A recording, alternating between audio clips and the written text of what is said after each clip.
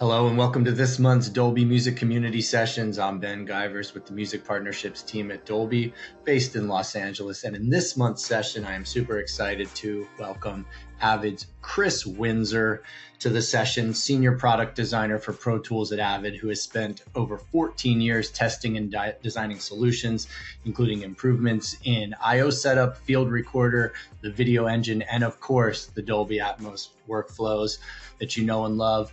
Chris will join Dolby's Greg Chin here to talk through the newly integrated Dolby Atmos rendering features within Pro Tools 2023.12, including a bit of background, tips for combining workflows for efficiency, some new features for trim and downmix controls, improved latency features, and more. Chris will also answer your Pro Tools questions here, so pop those into the questions feature here in GoTo, and we'll get into that in just a few minutes. I know everybody's excited about that and have been asking for it, so excited to welcome Chris on.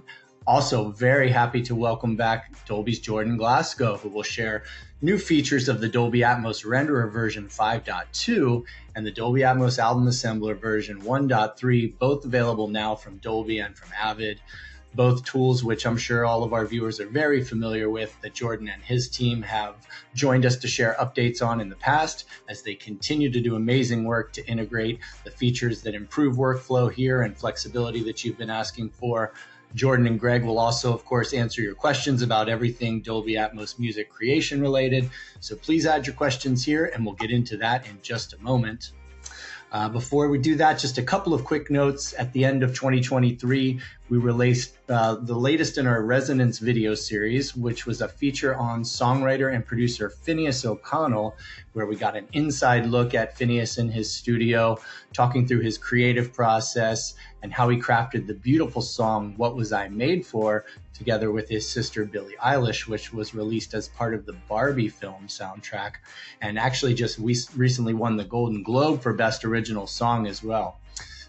Phineas really has created some amazing work in his career, and this song is just another example of how he really highlights two of the main elements in the composition, which are Billie's voice and a piano, to create a very emotional and a very intimate composition. We get Phineas at the piano in his studio, and if you've seen the film, you know how it shows up there, and in Dolby Atmos, it truly sounds amazing. So be sure to check that out on enabled streaming services, and if you haven't seen the film somehow yet, be sure to check that out too as well. That's available on our YouTube page and our professional site, professional.dolby.com. Last year, we also shared a spotlight video showcasing Studio DMI, which is a mix and mastering studio located in the heart of Las Vegas. Studio DMI is the vision of Grammy Award-winning mix engineer Luca Predalesi. Luca, Rob, and the Studio DMI team have been on the cutting edge of electronic dance music for years, and they are also the studio where Dolby Atmos mixes for artists like Daft Punk, Diplo, and Skrillex have been done. This video is a look into their amazing studio, which was designed by Haverstick Designs with a Focal implementation. And you learn a bit about the theory behind how they work to preserve artistic intent in their Dolby Atmos mixes. You check that out at Dolby's YouTube channel or our professional site, where the rest of our Hear From the Creators videos are as well. We have studio spotlights and videos from folks like Natalia Schlesinger, Robin Rumors, and Julio Capello, Carrie Chandler, No ID, Victoria Monet, and more. Stay tuned for more there. A couple of quick notes about Dolby at NAMM this year, which is happening from January 25th to 28th in Anaheim. The show is back in its pre-pandemic January slot after summer and spring sessions in Anaheim, which just makes it feel like we're always getting ready for NAMM. But it's coming up in a week from now, and we're excited to be alongside some of our fantastic partners, such as the Lennon Bus, PMC, Avid, Genelec, Apogee, Odyssey, Women's Audio Mission, and more. We'll be showing the latest updates to the Dolby Atmos Renderer and Dolby Atmos Album Assembler, joining conversations with the creative community on mixing, creation, and monitoring techniques, and showcasing some studio best practices with folks like Emma Brooks and Brian Pennington. Be sure to check us out there. We're really excited to also be partnered with the John Lennon Educational Tour Bus, which the Dolby Institute has partnered with to showcase new Dolby Atmos Studio on the bus at NAMM. This is going to be at booth 10739 on the show floor. and will feature new music created on the bus and interviews with notable music creators about their approach to creating in Dolby Atmos. You can check out the resources that'll be provided by Dolby in the Lennon bus there, including how to access Dolby Creator tools and find the perfect Dolby Atmos environment for your creative process. You can join the Dolby team at the Lennon bus and also at Genelec for sessions such as building a Dolby Atmos studio in a near-field environment and creating in Dolby Atmos, plus a couple of parties and special events, including a VIP guest on Saturday at the Lennon bus. Stay tuned for that. A huge shout out to the entire Dolby Institute team for all of the amazing work they continue to do out there in the world. Please check out dolby.com/institute for more. Also at the PMC booth, we'll have a dedicated session on room tuning and best practices with Emma and Brian, as well as Dolby Atmos Renderer and Album Assembler demos with Jordan. Greg Chin will be doing sessions at PMC and with Avid, so keep an eye out for some social posts and emails coming soon on that, and get on the list at professional.dolby.com/music if you're not yet, to get all of the latest news and updates happening around the Dolby world. Dolby Institute is also where you'll find the Dolby Atmos Essentials course that covers all the topics you need to get started for creating content in Dolby Atmos. That training is delivered through text, graphics, and short videos, which covers components of a studio and a system, various workflows, with specific training on using the renderer, as well as a range of different DAWs. There's post-production and Atmos music-focused exercises there, along with demo and exercise content. Of course, it's completely free, so be sure to check that out. Also over at the Pro site that I mentioned is where you'll also find free trial downloads of the Dolby Atmos Renderer and Dolby Atmos Album Assembler. We'll pop a link into the chat here as well. That's where you'll also find tutorial and quick start videos for both of those. Huge shout out to Bennett for the great work he does creating those videos along with the rest of his team. Plus you'll find links to the Dolby Atmos Music Knowledge Base, forum, and FAQs where you can ask your questions and interact with the Dolby community and support teams, folks like Bennett, and plus find our studio's onboarding page there and best practices. Finally, check out our community sessions homepage for the deep dive sessions on studio onboarding and best practices with Emma. Check out the Dolby Atmos Renderer with support for head tracking devices demo that Jordan does, alongside several sessions on the Album Assembler. Also featuring mastering engineers from across the community. Lots of great content there at our Music Community Sessions landing page and YouTube channel. So in our last session, Greg shared a bit about what to expect from Pro Tools 2023.12 with integrated Dolby Atmos rendering, which was just about to drop and now has. So let's get into that with Chris Windsor from Avid. And first, have a quick look at the Dolby Tools updates with Jordan. Let's jump into that now.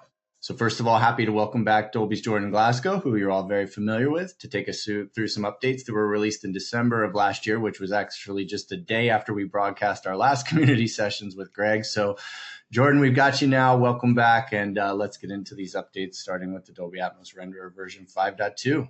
Great. Thanks so much, Ben. Happy to be here. Let's jump in. So Dolby Atmos Renderer version 5.2, we've made some significant changes to the rendering and loudness processes. We have removed clustering from both monitoring and loudness measurement, and we've also added some optimizations for size metadata. We're going to dig into the details of this in just a few minutes, but first let's dive through some of the other features. The speaker calibration window has been updated to take advantage of several keyboard shortcuts, so you can now navigate through this with your left or right arrows between the different frequencies, up and down arrows to change the gain up or down, and tab or shift tab to jump through the various speakers. So that's a big time saver. You can now export high frame rate MP4s when doing an MP4 export. Of course, Atmos master files only go up to 30 frames per second. So if you want to, for example, marry a 60 frames per second video file with 30 frames per second audio, you can do that. It does need to be an integer value, so no 2997, 5994 at this time. The renderer now supports 514 trims, which is quite useful for Dolby Atmos for automotive. And a few additional features: support for the new album assembler and a status indicator when the album assembler is monitoring a stereo reference file, and support for some new Macs and Mac OS Sonoma. Jumping into the new Album Assembler version 1.3, we now have relinking. So this is kind of basic DAW functionality. If you move your project or the audio files, previously the files would not be found. You will now be presented with this dialog to show a list of your missing files. You can choose to search for individual files or search an entire folder. And then the window on the right here will show you what has been found with a check mark, what you've skipped, and then you can open your project. Very useful for collaborating with other users and other studios, or just if you need to move your audio files to a different hard drive. The assembler can now sample rate convert stereo files. So you can now set your project rate to either 48 or 96 in the preferences dialog, and the assembler can sample rate stereo files from 44.1 up to 192K. The files will be written to the same directory as your source stereo files and appended with a underscore 48 or 96K. Previously, you had to do this conversion in a different DAW, so very handy time-saving feature here that many of you have asked for. And we've added a LFE low-pass filter to the assembler. This ensures that you don't have any high-frequency content in your LFE bed channel or channels. This is a 24 dB low-pass linear phase filter at 120 Hertz. So useful for meeting delivery specs. And also if you use the Album Assembler's limiter, any limiter can apply harmonics across the frequency spectrum. And because our limiter, evenly applies the changes to all channels in the ADM file, even the LFE channel could get some high frequency harmonics written to it. By turning on this filter, you can avoid that issue. The new Album Assembler supports the new renderer, of course. We've also added 514 trim support.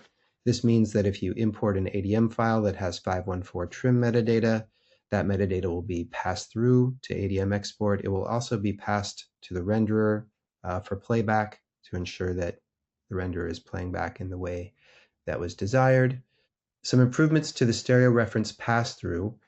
When you are monitoring in stereo now, you're getting a true stereo, whereas before it was going through some of the renderer's binaural processing, not all of it, but some of it, and you will now be getting a true stereo signal, which is desired. And finally, Mac OS Sonoma support.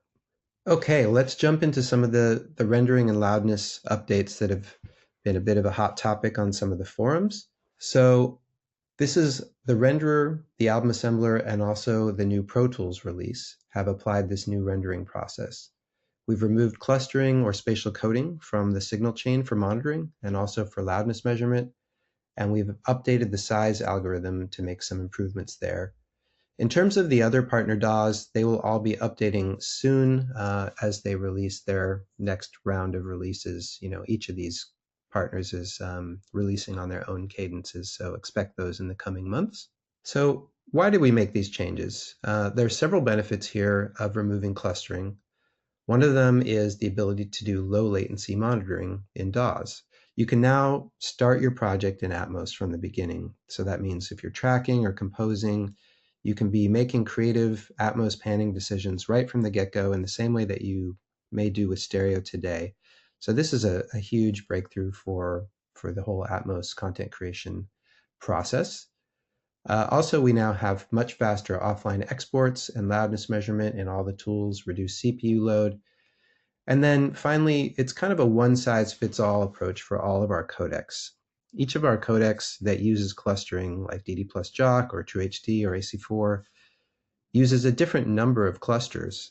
And especially as we expand the AC4 codec pipeline, what we didn't want to have happen was to have you, the creators, have to listen to your content at multiple different cluster sizes to QC it. That becomes kind of untenable. So with this new approach, you can create your content, monitor it once, and ensure that you can deliver to all endpoints and all codecs. So that's a huge benefit going forward. In terms of the new size algorithm, what we heard from many of you is that when using size, there was some buildup when monitoring in smaller speaker layouts like 5.1 or stereo.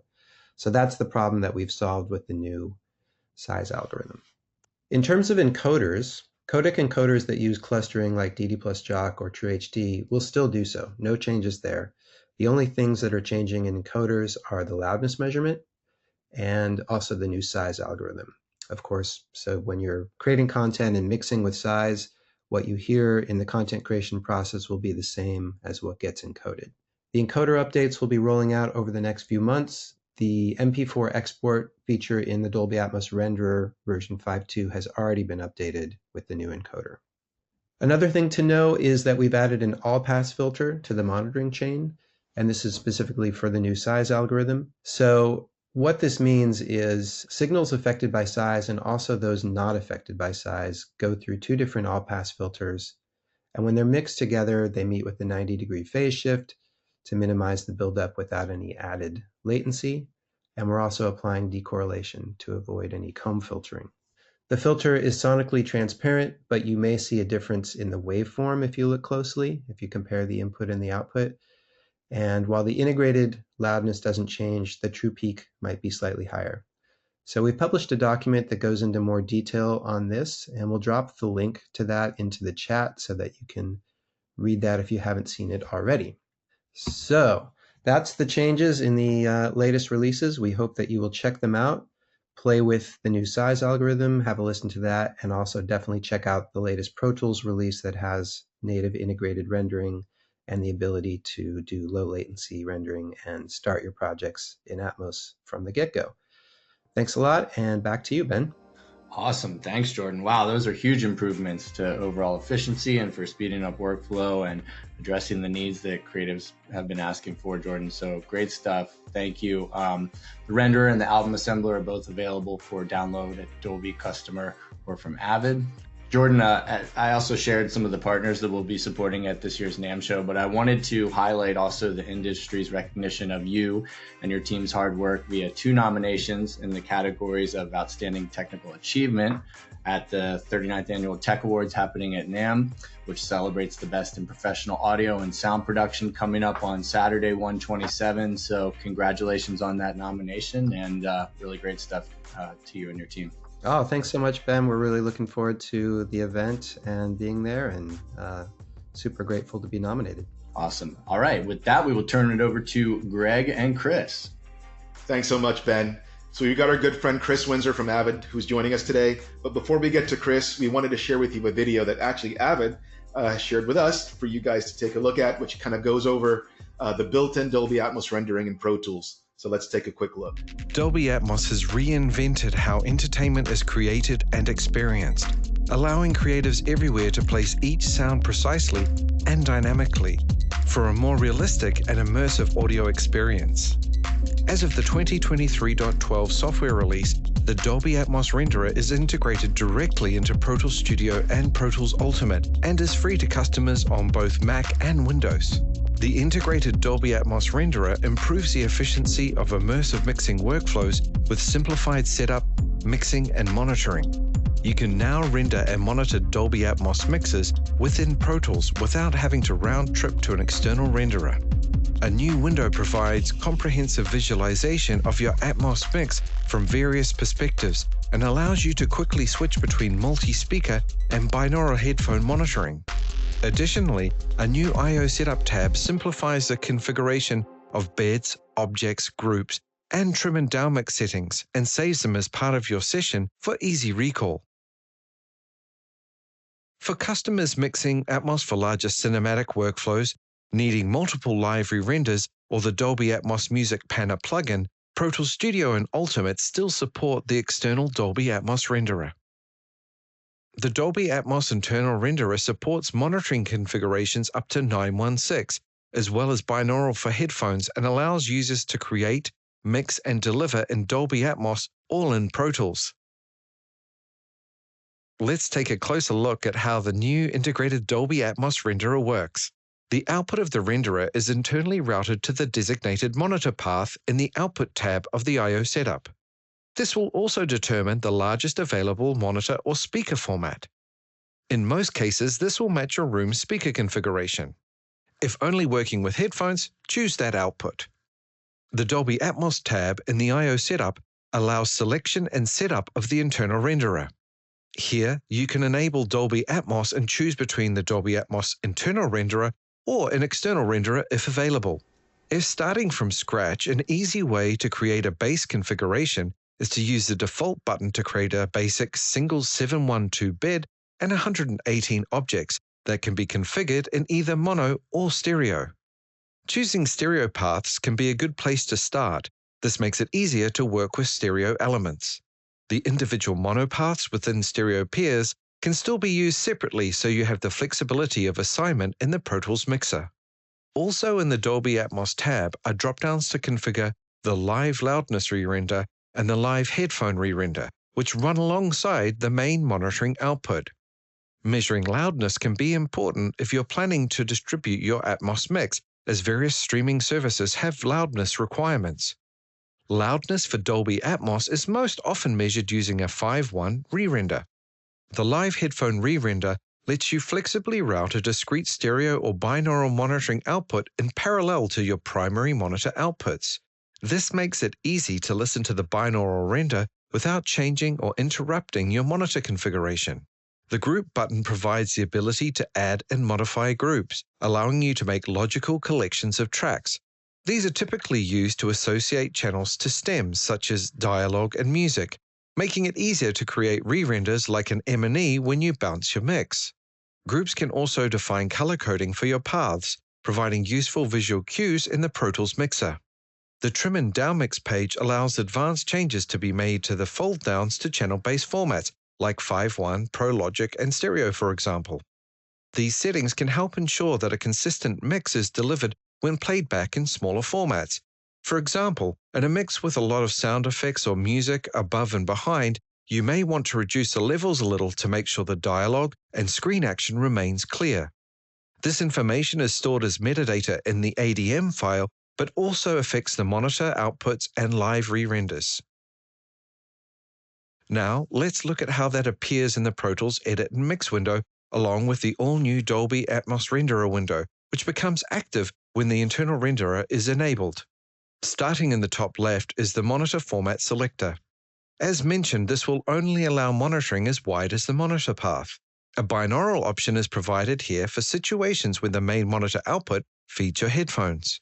Next are shortcuts to the I/O setup and Trim and Downmix controls. Across the top right is a mute button and then mutes for beds or objects separately. On the left we have channel number and level indicators, the enclosing boxes showing channels grouped as beds and the individual channels configured as objects, a blue ring to indicate an active assignment. In the middle we have a real-time display of objects and their active movement and levels. The room model can either be a theater or person view, and under Show are several options of what information is displayed alongside the object. You can freely move the position by clicking and dragging with your mouse, as well as a few preset positions for top and rear. The top right shows the currently selected monitor format, and below that, a meter. Starting with a very simple example, here we have a stereo track with some drums, which has been assigned to the bed by going to the output and selecting bed. And when we play, you will notice the meters in the bed section, as we pan, move across the channels of the 712 bed. The next track is assigned to the first available stereo object under the track controls and the bus object toggle set to object. As we pan this around, we see the level and the matching channel number, but also get a representation of the position, size, and level. Opening the Dolby Atmos session that's included with the Pro Tools installer, we can see a better representation of what the Atmos renderer looks like when more tracks are feeding beds and objects.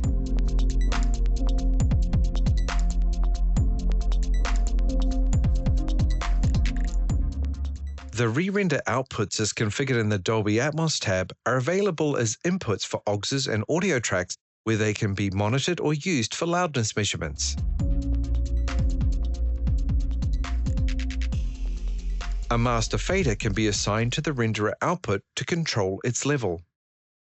And finally, Pro Tools can directly output a Dolby Atmos ADM file as well as re-renders in various formats.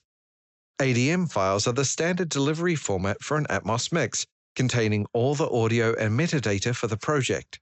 Re-renders are downmixed to channel-based formats from stereo all the way to 916. You can configure your bounce to create multiple re-renders at the same time as your ADM export. By using the group feature in the Dolby Atmos tab, you can also create customized stem outputs such as dialogue, music, and effects all in one process. Be sure to check out the demo session tour video and get more information on Pro Tools at avid.com. Excellent. Hope you guys enjoyed that. And with that, we'd like to welcome our good friend, Chris Windsor from Avid, who's taken time out of his busy schedule to join us. Chris, it's great to see you. How are you? Good. How are you, Greg? I'm doing great. So we'll jump right into it. We know your time is precious, and we do appreciate you being here. So for all of our viewers and listeners, can you just give us your title, tell us a little bit about what you do at Avid? Yeah, no problem. So I'm Senior Principal Product Designer here on the Pro Tools team. I work primarily in post-production, but I've been touching everything in Pro Tools for the last 15 years now. My job as a designer is really to work with the engineers, the customers, and the stakeholders at Avid to deliver a product that makes our customers happy and that helps us as a business. So we've had a great team of engineers working on this feature for a while now. We've been talking about it for a very long time, and I'm glad we finally had a chance to do it.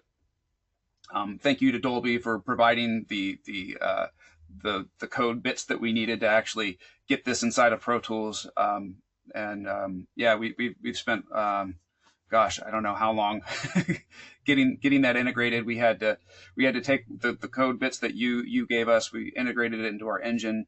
We built a nice visualization window in Pro Tools that was very similar to the one that you have in your Dolby Atmos Renderer application. And we made some nice creative design choices that I was pretty proud of. We tweaked with for a long time until we got it just right. So, but yeah, happy to be here and happy to tell you a little about what we did.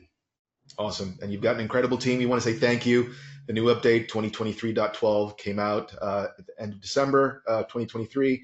We know so many people are really happy about it. We wanted to dive right into it here. So again, thank you for spending some time with us. And please do send our thanks and appreciation to the hardworking team that did so much work along with you on this. So for current Pro Tools users that are who are already working in Dolby Atmos, what are some ways we can think or help them think about migrating from their existing workflows over to the new internal workflows? Are there any specific things they should kind of look out for? What are some things that you can think of there? Yeah. Our goal when we would design this was really to make it as seamless as possible for users to update, because we know we have a lot of existing Dolby Atmos customers. We've had Dolby Atmos integration in Pro Tools since 12.8, and it's been, gosh, I think at least 8 years now. So there's a lot of history there, and we want this to work well for everybody. So we had that in mind. We also know there's a lot of new people getting into Dolby Atmos, and we wanted to make that experience easy for them too. So me as a designer, I have to kind of keep that in my head when I'm thinking about the decisions we make in Pro Tools. And we know that Pro Tools is an insanely deep application, and we have to be very careful about what we do. So really, all you have to do when you're migrating forward, if you have a session that's already using Dolby Atmos, you have it checked in your peripherals, you just upgrade to the new version. And any buses that you had mapped to Dolby Atmos in the past, those will just carry forward and continue being used with Dolby Atmos. We have a new tab. It's called Dolby Atmos tab, and it's much like the bus tab. So if you're using an external renderer, those buses will just push right over, and you can continue using the external renderer. But they'll also just be you can use them as internal renderer buses too. So there's just two modes now: external, internal mode, and those buses are just tagged as beds or objects, and they show up on your tracks. And there's really not much to think about, and it works going back too. So if you had something set up with Dolby Atmos beds and objects, those will be maintained as beds and objects when you open it on an earlier version of Pro Tools that doesn't have the new internal renderer. Okay, awesome. We love not having to think about things too much, especially when we're in a creative workflow, right? So kind of quick follow-up on switching between the internal rendering in Pro Tools and using the external Dolby Atmos renderer. If you want to use the same system, totally possible. It's beds and objects, everything kind of Totally possible to use the same system. You can also just, if you're working with somebody that's on an external render and you receive a session from them, it'll open up just fine, and you'll hear the output fine using the built-in renderer in Pro Tools too. So the way it works is that we try to use a lot of the built-in infrastructure that you already have in Pro Tools. So we have this thing called a monitor path in Pro Tools. And it's really just the output that you want to hear.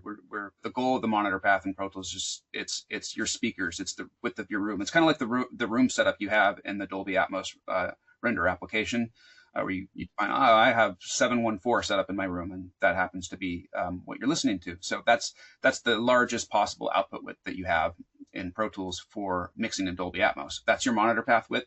That's where the output of the Dolby Atmos renderer is going to output to.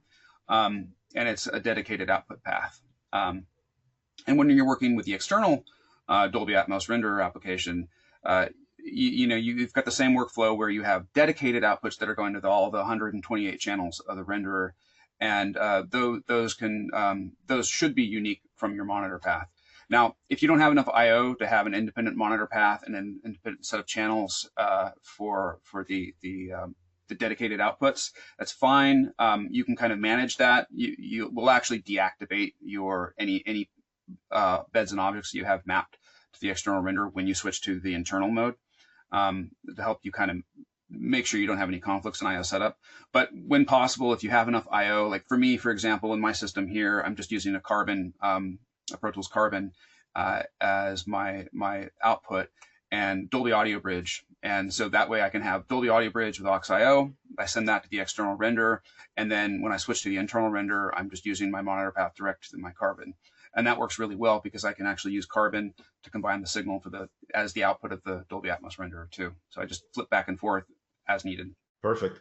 So actually thinking about users who may, be needing to use both the internal integration as well as the external Dolby Atmos renderer. What are some reasons that a Pro Tools user might need to leverage both?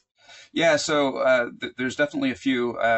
We did our best to have as much parity as we possibly could, but there's a lot deeper options in the Dolby Atmos renderer application. You may want to use it for example, if you have anything out of the supported formats that we have today. We support 916. 714, 514, 512, 7151, 20, and binaural outputs. So anything outside of that range, you'll still want to use the Dolby Atmos renderer application. I know there's a lot of fans of the Dolby Atmos Music Panner out there. You guys did an excellent job with that. That does not work with the built-in render with Pro Tools today. So that's another reason you might want to have that on your system. So if you want to do some creative panning moves with the Dolby Atmos Music Panner, you can do that. And then you can switch back. You can actually commit that too. In Pro Tools, there's an option where you can copy that automation. So you could do your creative moves there, and then you can copy that into your Pro Tools pan automation. And then you can continue mixing from there, export ADMs, do whatever you need to do, and just keep working completely in the box that way. So yeah, there's definitely, we have an FAQ on our website that lists all the specific reasons that you may want to use the Dolby Atmos renderer application. So definitely take a look at that, see if there's anything that strikes your workflow. But for the most part, we think for the vast majority of people, they'll be able to use the Dolby Atmos internal renderer without any issue.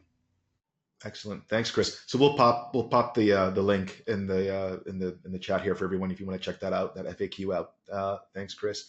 So let's go ahead and move on. Let's take a look at the trim and down mix window. So there are two tabs that things will turn orange when a value is changed. And I'm sure this is more of a Pro Tools user type centric design idea. Can you walk us through the reasoning behind that? Yeah. So we did a kind of a variation of this a few releases back. We did these new routing coefficients in Pro Tools. And we decided to take the same approach with the trim and down mix window. And the reason being is that the trim and down mix settings affect the mix. They affect the re-renders, they affect what you hear out your monitors, they affect the metadata that's embedded in your ADM exports. So it's important for a user to respect the sound of the mix, right? Like you receive a session from somebody, you want it to hear the way it sounds when they mixed it. You want to use the same kind of coefficients. So that was really important. But also we've had issues with preferences in the past. We know that you get something from somebody and it taints the settings that you have, and that can be important for you to maintain. So we took this approach with the trim and down mix window, where now you have a set of system defaults. So things that will persist, like when you make a new session, those are the settings you're going to use. But you also have the settings that come with the session, so you hear the way that it sounds. That's what the two tabs are for: current session and your own personal prefs. And if there's a setting that differs between the two of those, so you open a session from somebody, it will turn that particular setting will turn orange to flag you. Oh, that's the thing that's different. And there's a button you can actually copy and paste between them, the two tabs to apply that. So you're like, oh, I actually like that better. I'm going to apply that to my defaults. Or, oh, you know what? Forget that. I'm going to pull my defaults over and use those instead. And there's presets you can save off. And the cool thing is in the main Dolby Atmos Renderer window that we have, so we have a visualization window now that shows just like the external renderer. There's a trim and down mix button there. So it's really obvious if you open a session and it's not going to sound the way that you had your settings, the button will turn orange. You click the button, it opens up. You can see that it's orange somewhere in there, and you can troubleshoot from there. Just a little bit ago, Jordan was here and walked us through the new or the latest version 5.2 for the Dolby Atmos renderer, and he also mentioned that Pro Tools is using the exact same code base. So you are, first DAW to be able to leverage low latency overdubs.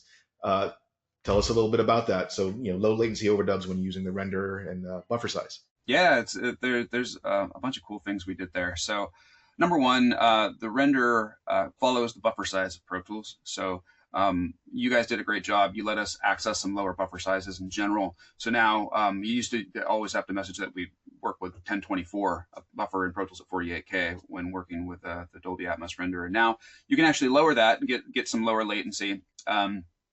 Now we know that binaural processing takes a bit of a CPU hit, and I know there's some limitations there where if you go too low with the buffer size, and it's a little bit different between playback engines. It's all in our documentation, so keep an eye on that. But if you lower to a certain size, then we'll disable the binaural processing. We let you do binaural processing in two ways. One, we have these built-in live re-renders, one's for headphones, one's for loudness. And for the headphone live re-renders that we have, you can actually pump those back through the application and then route them externally. That will just switch to standard 2.0 monitoring if you had it set to binaural, if you lower the buffer size too much. And likewise, we have the setting you can actually set if you instead you just want to use your main monitor and you want to try different listening in different formats. You can set that to binaural too. So if you're plugging headphones to the front of your interface, once again, I have Carbon. I can mirror my my outputs, my headphone outputs with my main output. So it's great for me to just mute my main outputs, plug in my headphones, and go. And I can set it to binaural. That will also just switch to 2.0 if you lower the buffer size between a certain threshold. That being said, if you have a DSP system with Pro Tools too, the great thing is that you can actually, like if you need to do some kind of overdub and you want to get super low latency monitoring with DSP, during the overdub process, you can just reroute that track directly to the main speakers. So like I've got my monitor path. If I want to just take that track, route it directly to the monitor path, bypass the renderer, that's fine. It won't be spatialized in the mix. You'll have the basic panning and everything. But it'll at least allow you to get the overdub, super low latency, while keeping the renderer in the highest possible latency. So if you already have your mix going, you're like, oh crap, I've got to punch into something now, but I've got a bunch of processing going. You can leave that in a higher buffer size, and then just route your HDX or Carbon to the main outputs and do your pass in DSP mode. Awesome. You answered my next question. So you can actually leverage in that way HDX or hybrid engine, HDX hybrid engine off of Carbon. Yep, awesome. Exactly. There is one caveat. You can't use it with a classic HDX, so just using the full HDX engine. But if you're in the HDX hybrid engine mode, then you can use the Dolby Atmos internal renderer. Awesome. Yeah, thank you for that clarification. So, you actually mentioned a little bit earlier, Chris, that the first kind of iteration for Dolby Atmos in Pro Tools was like around version 12.8.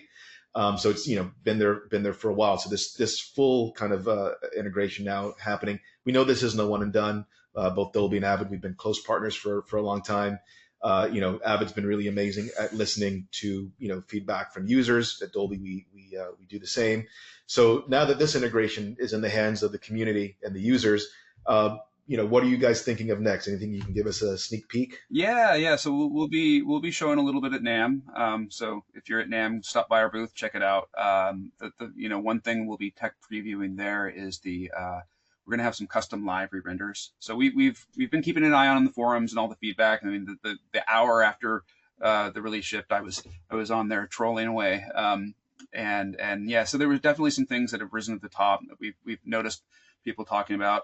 Custom live re-renders is a big one. People coming from the Dolby Atmos render application, especially in some more professional workflows, that'll be huge. And so that'll allow you to take any, because right now in Pro Tools you can bounce any format that we support with Dolby Atmos today.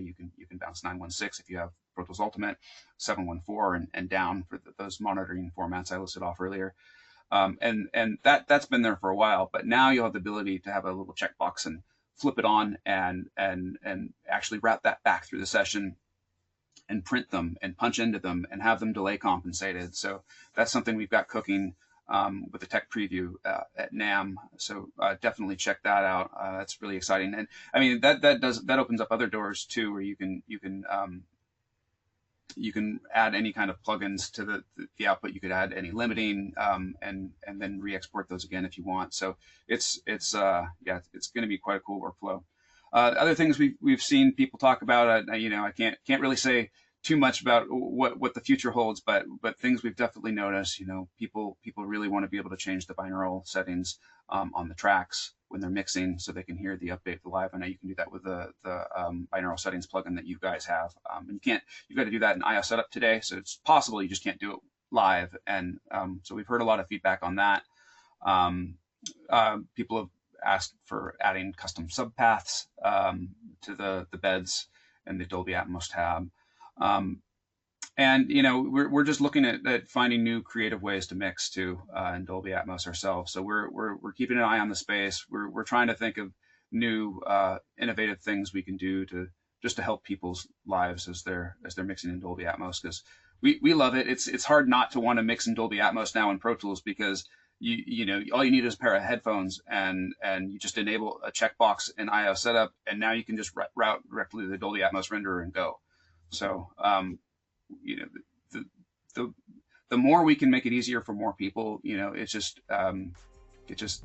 saves people time. So that's what we hope to do. Thank you, Chris. Well, you make it sound so easy, but we all know that it's a labor of love, and it's a lot of work that you and the team put into this. We're so very appreciative. We're looking forward to what's to come next. Of course, we'll continue doing what we do on our end here and providing some of that technology and continuing to partner with Avid. And again, Chris, thank you so much for spending some time. Chris is going to actually stay with us, answer some questions. So Chris Windsor, thank you so very much for being with us. Really appreciate your time. No problem. Thanks for having me.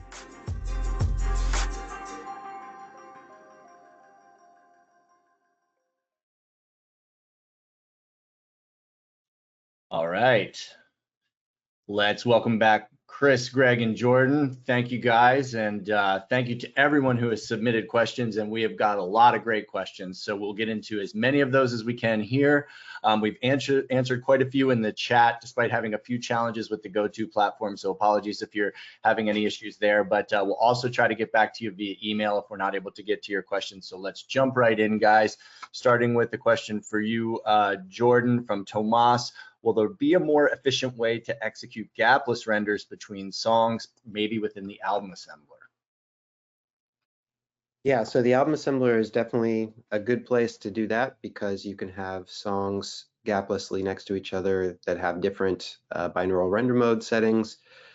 That's a little more challenging to do in Pro Tools right now, because the session kind of needs to have a single set of those binaural settings throughout the session.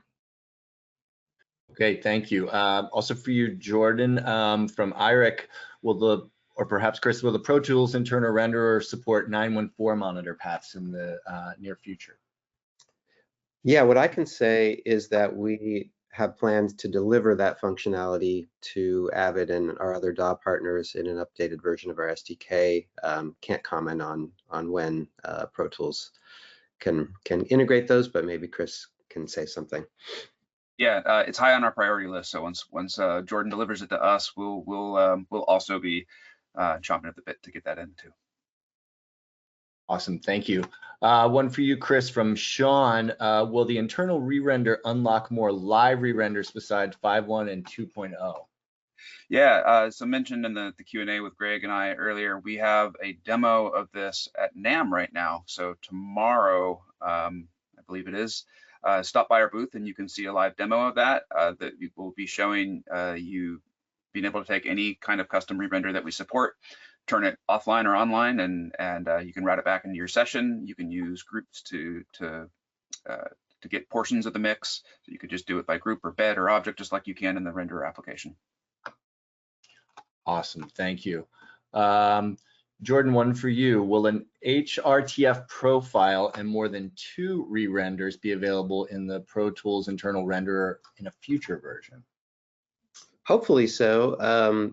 You know, we're still in beta with our PHRTF capture app, and that works in the Dolby Atmos Renderer application right now. But yes, we do hope to make that available in Pro Tools in the future. Chris, you want to take the second half of that? Yeah, so sorry, can you repeat the question one more time, Ben? Yep, the question was, will an HRTF profile and more than 2 re-renders be available in the Pro Tools internal renderer in a future version? This is from Lefe. Yeah, the 2 re-renders. So yeah, same answer as the last one. So that's part of the custom live re-renders that we're working on. And then once we have HRTF, same answer as 914, we'll definitely be looking to integrate that too. Great, thank you. All right, Greg, over to you for one, a best practice from Anthony AM Mixes. What is the best way to avoid phasing? Yeah, thanks for that, Anthony. You know, basically, make sure I can be heard. Yeah, you can hear me. We had some technical difficulties earlier. So yeah, in terms of avoiding phasing, you know, basically the same practices apply as you know, working on stereo in a stereo situation. It's actually you know, in terms of object-based in an object-based environment, you actually have a little bit more freedom. So in terms of you know, getting to a place where you're introducing phase, it's actually a little bit more difficult technically, but same practices that you would you know, engage in a stereo format. Now, Anthony, if there's something specific in terms of your workflow where you're finding that, I don't know if you're here, you want to pop something in the chat, we can take a look and can certainly answer separately, as Ben mentioned earlier. Greg, I have to mention that you have several shout outs from the audience on awesome studio, amazing office, and combinations of those in between. So well done. And thanks for those comments, everybody. All right, a question from our buddy Thor for Chris and Jordan. What features are not yet available in the internal renderer that are available in standalone? Sure, I can cover that one. And we have it posted on our FAQ that we posted in the chat here too. There's a whole section that lists that off, but just to rattle it off, Dolby Atmos Music Panner support. That's only available when connected to the external renderer. Support for larger post multi-system workflows. So the workflow where you can record object metadata from one system to another, that is only available with the external renderer application. Recording and punching into a .atmos file, exporting an MP4 file, the built-in room correction tools. So the Dolby Atmos Renderer application has those built in. You can do the room correction with Pro Tools using plugins or the NTRX or NTRX Studio. Additional speaker configurations beyond 916, 714, 514, 512, 71, 51, 20, and binaural. As Jordan mentioned, there's been requests for 914, and so we're looking at that for the future. But for now, if you want anything outside of those, you can use the application. Speaker array mode and ability to monitor live custom re-renders, which also once again was mentioned that we're showing that at NAMM. Yeah, maybe just a kind of a high-level comment on that. You know, our goal is to move many of these features that are only available in the Dolby Atmos renderer into Pro Tools and other DAWs as soon as we can. We really want you guys to be able to do your work in the tool that you most want to do it in. So some of those things are harder than others. Like, for example, getting the Dolby Atmos Music Panner to work with the internal renderer is a bigger task, whereas things like getting you 914 rendering is much simpler. So look for some of those, in the upcoming releases. We're going to try and get you guys as much of that as we can. Great, thank you. Over to you, Greg, from Dustin. What are some best practices for monitoring loudness using the internal Pro Tools renderer, specifically for Atmos music delivery? Sure, yeah, thanks for your question, Dustin. So in Pro Tools, or even actually regardless of DAW, the same thing kind of applies. But thinking about Pro Tools specifically, the use of third-party plugins on a 5.1 re-render, a bus will get you pretty close. If you're really looking for specific precision and that's a requirement for you, the best thing to do there really would be export the ADM and then measure that in either the Dolby Atmos Renderer or the Album Assembler. Of course, we've been hearing this one quite a lot, and we do have a desire to be able to get loudness measurement in the DAWs in the future. So we'll work with our partners on that, but that should get you where you need to get. Yeah, and in the meantime, we do have that loudness re-render that was added specifically for that purpose, so you can route the signal right back into the Pro Tools session and put whatever plugin you wish on that track. Great, thanks. I can take this one from Diego, and I know, Diego, you've asked similar questions a few times, so if I'm not answering your question correctly, please let me know. But you're asking about Spanish language training material, and again, the answer is yes. We have several sessions available at dolby.com/institute with Luis Del Toro that are in Spanish. Also, the music training course, the self-paced training course, Dolby Atmos Music Essentials, is available in 5 languages, including in Spanish. So I will pop the link to those into the chat. And if, Diego, those aren't what you are looking for, please do let us know, and we'll be sure to get you the answer on those, okay? Moving on to Roger for Jordan and Chris. Is there a timeline of when a 914 monitoring option for Dolby Atmos Music Studios will be added? I think we covered that one. Okay, moving on to Greg from Jose. Does the system work for theatrical workflows? So if by theatrical, and thank you, Jose, if by theatrical you mean cinema, then you need to continue using the renderer, the Dolby Atmos render specifically for cinema. Now, if by theatrical you mean in a theater type environment for live type situation, that's an entirely different thing. That's something as a company we're looking at working on. We're certainly experimenting with some stuff, obviously in our Dolby Live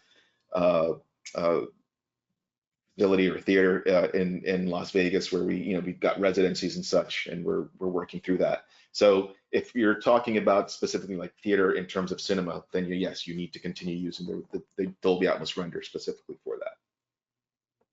Great, thank you. Ira has asked a question that we've been asked a few times, and we touched on it a little bit earlier. Will you be at NAMM? And of course, the answer is yes. Please come see us. We'll be joining our partners this year for Atmos music presentations and demos, including with the John Lennon Educational Tour Bus, which is a partner of Dolby Institute.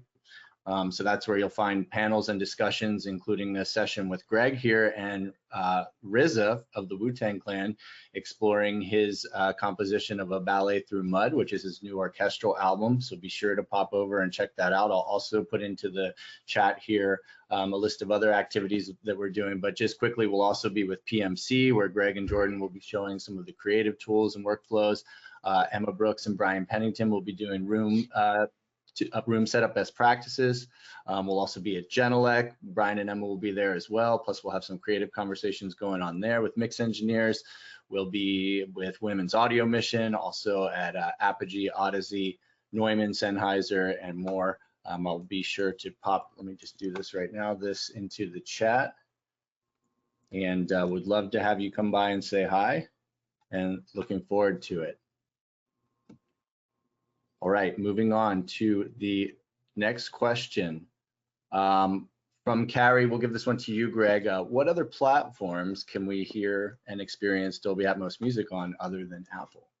Thanks, Ben. Yeah, so we, a lot of great, places where you can experience Dolby Atmos music. Obviously, if you're in the States, you know that we've got Apple Music, Tidal, Amazon, but of course, this isn't entirely music is a global thing, and there's some really great places where you can experience that. So depending on where you are, I think we've got more than 20 platforms that you can experience Dolby Atmos for music on right now. So Vibe, Angami, Melon, Neo Music, Ungama. There's forgive me that I don't know all the names of them, but there's certainly quite a bit depending on where you are, where you're located demographically or geographically rather. Sorry. Yep, and you can also check out our pro site and music.dolby.com for a bigger list of those. It's not a full comprehensive list, but be sure to check that out.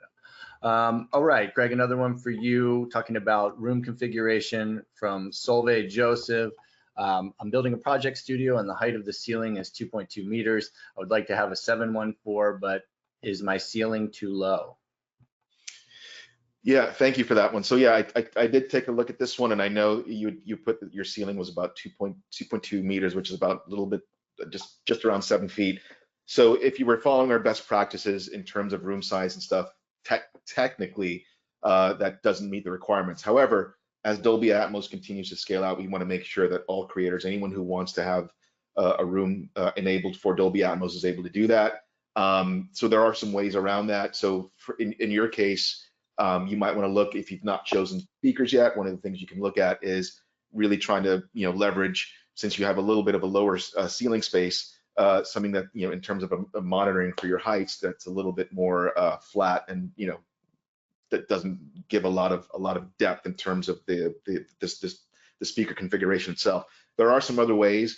Obviously, Ben mentioned that we were going to be at NAMM. One of the things we're going to be talking about is specifically enabling a smaller room space. Actually, I actually have a smaller space in some ways and shapes and forms that I'm going to be working through as well. So hopefully that we'll be able to broadcast that. But this is something that we are looking to expand and on our language in terms of the best practices. We want to make sure that everyone feels there is enabled, and there's some ways that we're looking to do that. So I would say where you are in terms of your ceiling height, still workable. So you can reach out to us, continue to check our best practices documentation, which will continue to iterate and change as well around these things. All right, Greg, thank you. From Stefan for you, Greg, what target curve is used for Dolby Atmos music content that people may end up playing back on their MacBook or TV speakers?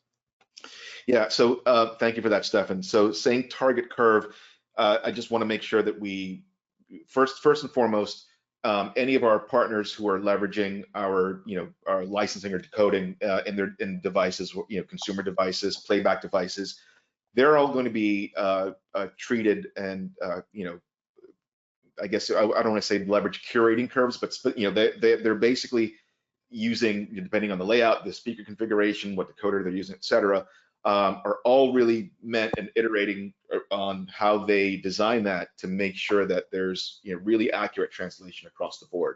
So depending on the company, we do work with our partners to make sure that whether you're coming from a professional studio environment and leveraging, let's say, leveraging the music curve in that environment, that whatever happens outside of that, once everything is delivered out and being played back on a consumer device, the curve and the EQing might be a little bit different, and that is going to specifically be based around that specific device's configuration. So again, it all has to do with accurate translation and proper translation across the board. All right, lightning round. One more for you, Greg. From Tarek, is it possible to make a negative true one peak for negative 18 LUFS for each song, or keep it at negative 18, but keep the true peak remaining at any level below negative 1? So a little bit of an algebra problem for you there, but let's hit it quick. I'll make sure I carry the one. So there are a few things. So I want to make sure that we do cover this in the community sessions soon, and we will. There's a lot to get into here, so I'll try and do it very quickly. It's a yes and no kind of a situation. So in terms of the negative 18 LUFS, with the -1, you know, you're looking at a lot of different things. So the delivery, if you're thinking about stereo as well as Atmos, you know, with stereo that typically tends to be more around, you know, -10 LUFS. So there's certainly a difference there. There's the dynamic content of the track and what's happening there. So without getting too far into it, I'll say that we will definitely cover this. I don't want to give a short answer that's not going to really, you know, give you exactly all the information you need. But I will say that we will cover this in a session pretty soon, where we'll take a track from start to finish and talk about the delivery and how we get there. All right, Chris, could you outline the main ways and workflows to get in and out of Pro Tools with immersive projects or collaboration with another DAW? I know that's a big question, but if you could kind of give us the quick version. Yeah, I mean, I think the simplest answer is really just an ADM file. If you want to take a mix that you've done somewhere else, Dolby has a rigorous certification process for us, and I'm sure all the other third parties that are integrating the same renderer kit that we did. And so that really guarantees that what we do is going to be very compatible with other DAWs. So it gives you a nice standardized represenation of the mix with the pan data and the channels, and make sure that, you know, when we export something ourselves, we make sure that we're phase coherent when we export and re-import it and double check it. So yeah, that's the way I would recommend. All right, thank you. And then last one, Jordan, for you, from De La Vanta, will there ever not be a need for DAPs? Excuse me. Yeah, this is kind of what I commented on earlier. We are working to get more and more of the features from the Dolby Atmos renderer into Pro Tools and other DAWs.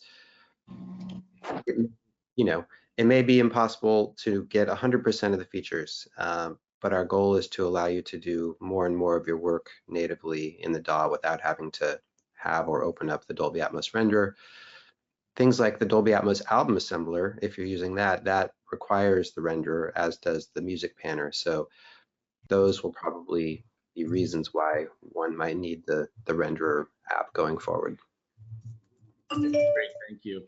Once again, thank you all for all of the questions. There were a ton that came in. We will certainly take a look at them and get back to you on as many as we can there. I'd like to thank Chris, Greg, and Jordan for their time. And with that, we will end the session. Look forward to seeing you next time at NAMM. Please send us a note. Thanks. Thanks all. Cheers. Thank you.